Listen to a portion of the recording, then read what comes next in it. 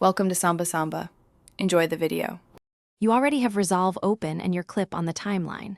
First, go to the color page and add a new serial node. This isolates the effect so you can tweak later. Next, open Power Window and pick the circular or ellipse shape. That's your spotlight. Position and scale it to frame the subject and set softness to about 0.5 so the transition looks natural.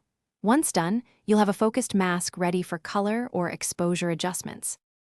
With the window placed, you need the shot to follow movement.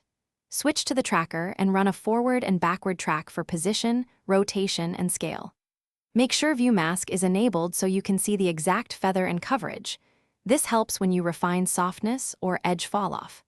Then make the creative adjustments inside the same node, boost exposure, tweak contrast, or warm the temperature so the subject pops against the background. This keeps the effect consistent and believable. Finish by adding a second node if you want separate background grading or invert the mask to affect everything outside the spotlight. Look at your scopes and make small lifts and saturation changes so the spotlight feels integrated. Render a short segment to verify playback and then export from the Deliver page.